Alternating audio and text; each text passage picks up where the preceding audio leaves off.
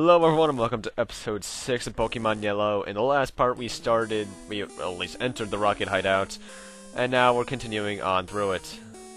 Now, for the first few floors I've already cleared out all the rocket goons, so now it's just really us and the items, which I will be getting all of, surprisingly. Mostly because I don't want to end up coming back here. I hate this area with a passion, for various reasons.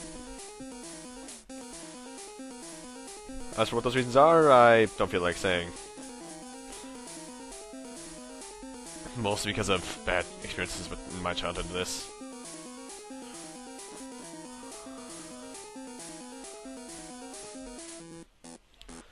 Now, there's actually a couple of good things you can find in here, a couple of good TMs, like that TM, I think that's Double Edge, I'm going to be using on the next Pokemon that we're going to catch, which will be the final Pokemon, actually. Which is kind of surprising to me, for some reason. I will say I recorded this like a week ago, so I barely remember anything I did. As for why I haven't recorded for a while, reasons. Ooh, rare candy. Ooh, piece of candy. Ooh, piece of candy. That's a Family Guy reference. I bet that I'm guessing none of you got.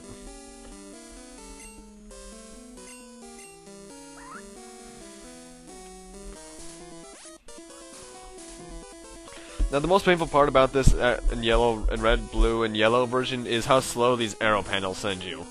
That's one thing I'll give Fire Red and Leaf Green more than anything, is that they really increase the speed these things give you.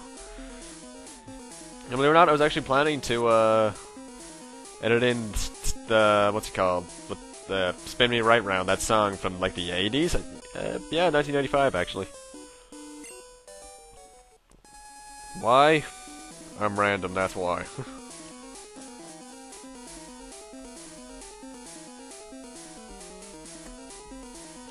Now, you might just think I'm going in a weird way because the way that there were more of those panels earlier, but this is actually a required route to get an item that you need to progress.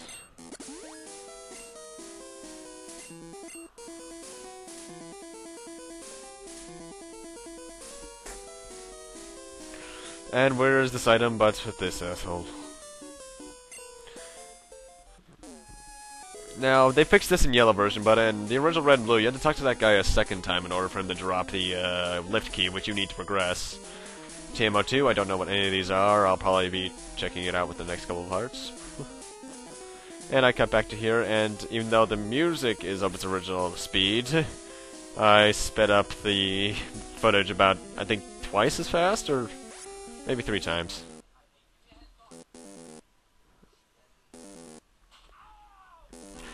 Why? Because this probably would have taken up like 6... I believe, if I remember correctly, this took like 7 minutes in its original recording time, and I'm not going to have that.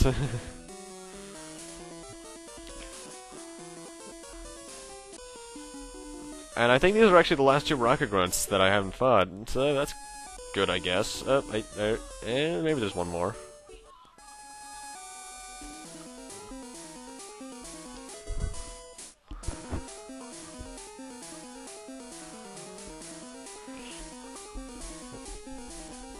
And now that we're done with that, we can actually head up to the elevator that we get with the lift key we got. We would not have been able to use this elevator had we not gotten the lift key, so that's cool. Oh god. Prepare for trouble! Make it double! To protect the world from devastation. To unite all peoples within our nation. To denounce the evils of truth and love. To extend our reach to the stars above. Jesse! James! Team Rocket, blast off at the speed of light! Surrender now or prepare to fight! Meow, that's right! Oh god, why do these guys keep showing up? Thinking you guys are probably loving it. Well, that's weird. They darkened his outline for Smog. I just realized that. Jesse and James, though, as a fight this time, are still pretty easy. They really did... The battles with them were added in, like, in spots where they wouldn't really be noticed, except for the one a little later on, because this is not the last time I'll be fighting them, sadly. I don't want to even know, and once that last time comes, I will rejoice. Because I'll never have to hear that motto again until the next time I watch the anime. Yeah. So as you can see, because I leveled up to level 40, this is kind of easy. Especially with the Slash, which is far too powerful for its own good. And Abe is dying. And this is the leader of Team Rocket, actually. They give him a bit more dialogue in the Game Boy Advance remake. And it's Giovanni. And as you can tell by the looks of him, he looks like a classic mobster. That's one thing I've noticed about the games, all the Pokemon generations, is the kind of teams you fight. In Gen 1 and Gen 2, you fight the Mafia.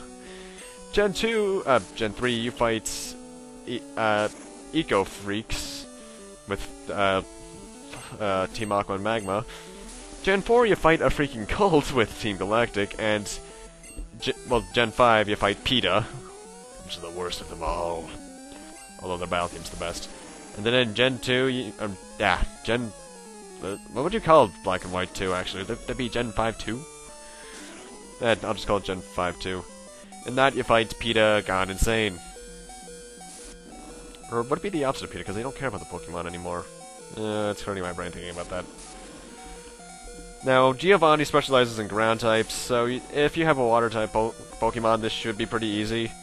Just be careful, because some of his Pokemon's attacks, like Rock Throw, can catch you off guard.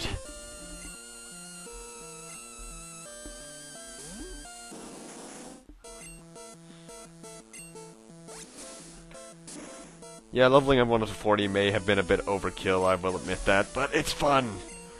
It's kind of like during my most recent playthrough of Gen 2, because I'll admit, right after finishing the recording for Gen 2, I started a new game and beat it within 48 hours. In that, by I think it was the 6th gym, I was level 80. I spent a bit of time grinding. Yeah, and I have not talked about this fight whatsoever, have I?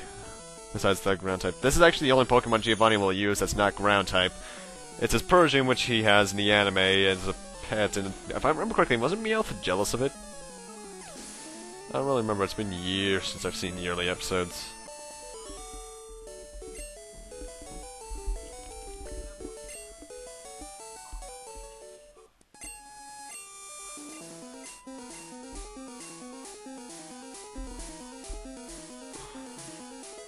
And we get the Self-Scope, which is required to move on.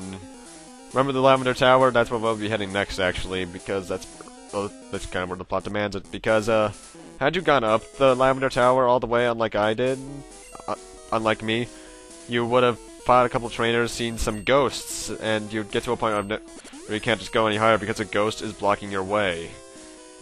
You need the Self-Scope to get past that, and you also need the Self-Scope to, see the Pokemon in there. Which are Ghastly's, a rare hunter, and what's it called? Cubone? Yeah, Cubone. Now, there are some things I did not finish here in, Celadon City? Yeah, Celadon City. Like I said earlier, it's been a while since I recorded this, so I don't remember much. Anyway, go up there and go through this to find a quick couple of staircases. And we find this place, which is the only way you can get to this. Getting to this actually confused me as a child. The only thing we come up here, though, is this Pokeball, which contains Eevee! And this Eevee, even though I will not be using it, sadly, is not the Pokemon I'll be using, the final Pokemon I'll be using for the team. Our Eevee for this run is Nick. Which, since I'm wondering if... Since I know 2 Nicks, well, technically 3. But, I'm wondering if both of them are watching this, because they're probably wondering which one it's named after. But I'm not going to go into that, because that's personal stuff. And welcome to the Celadon Marts. This is exactly like the Goldenrod Superstore in Gen 2, and in fact, the store in Gen 1. Because this store was also in Gen 2, I mean. It doesn't have the lottery, though. That was due to Gen 2. I'm just showing you what they have. I think the Trader's Market's just your general Pokemarts. TV game shop. I don't remember what they have on this floor, actually. I know if I read the screen, there's a RPG joke. Wise Man Gifts. This is where you can buy the Evolution Stones, which is... This is the only game you can buy them in, except for maybe Black and White 2 with the PWT, but even then you need to fight to get them. And the reason we came in here, actually, is here up top. Jesus Christ, lemonade's $350. What a bargain! I know, it's yen, I'm joking. And now that we have that, we can move along, because believe it or not, you actually, to complete the game, you need to buy something from up top of that. I couldn't do it if I did the graphics were limited. I could not remember how to get into this building. This guard and all the others surrounding the next city will block you unless you get a drink for one of them, and they'll share it with the others. Talk about selfish cops. They won't let you do this because they're thirsty. And welcome to Saffron City. This is Saffron City, right? Yes, it is. And actually, one thing I noticed when I was not off-screen when I was level grinding is that Gen 1's towns are named after colors, Gen 2's towns are named after plants, except for the Kanto portion, of course, and Gen 5's towns are actually named after clouds. I never realized that until recently. The more you know, and knowing is half the battle.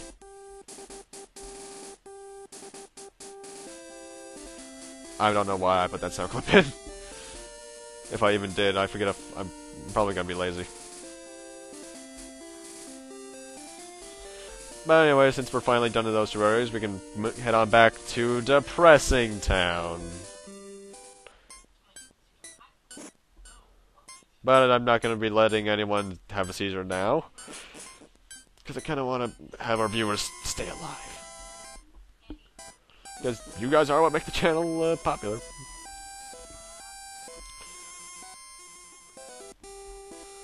And the Lavender Tower is actually one of the longest dungeons in the game. You have a lot of these guys, girls, I don't know what to call them. They all look like girls because they're all possessed. They're possessed people. They only use like gas lasers and maybe a rare haunter. In fact, if you have normal types, this place will be impossible. Maybe that's why they didn't let you get Eevee. Or at least the original Eevee.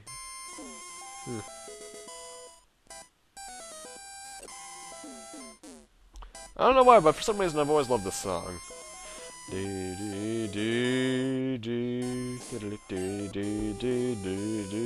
I'm gonna stop singing now. As you can see, due to those fights Abe did, he's a good 3 levels ahead of everyone else.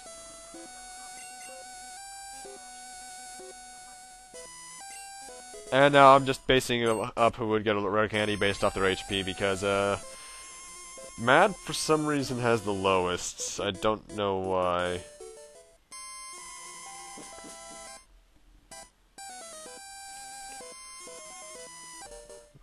And right here is a healing point, which would actually make this a pretty good place for level grinding, probably, but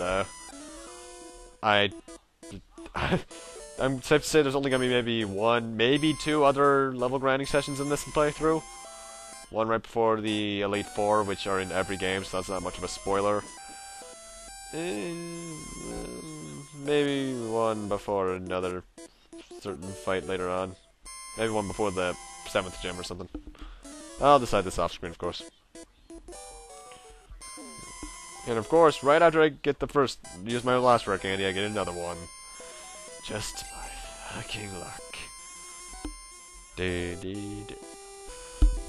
What is it about this theme that I love so much? I don't know. Ugh.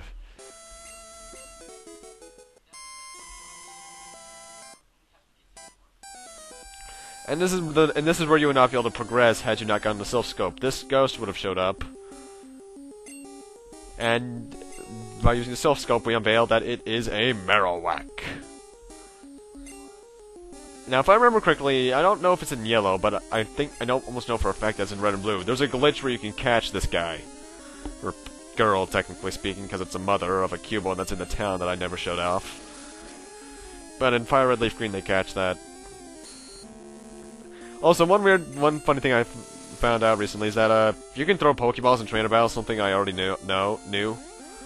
But it's really funny trying to capture one of Team Rocket's Pokemon, especially Jesse or James.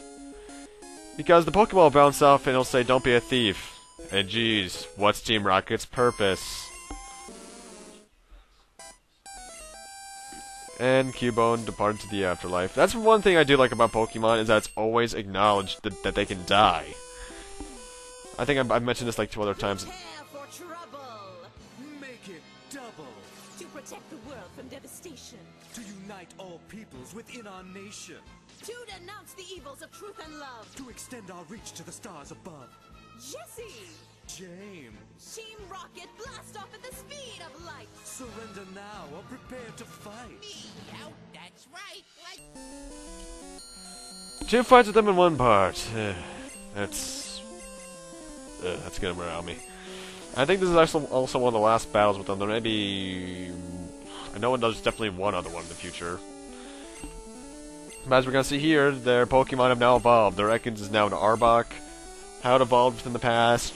maybe 10 minutes? I'm not too sure. Must have done some good level grind.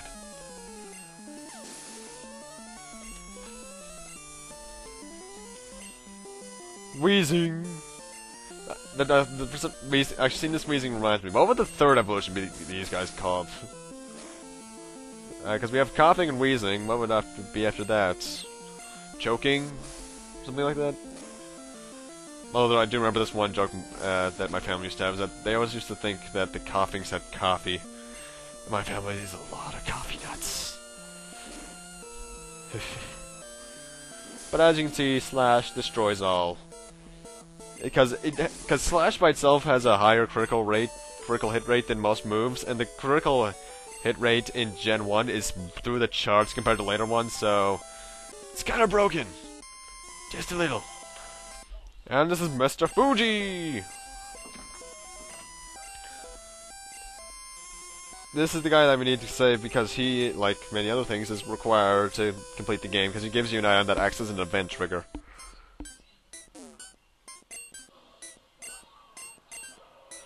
And we get a Pokeflute. Oh no, I can hear the music!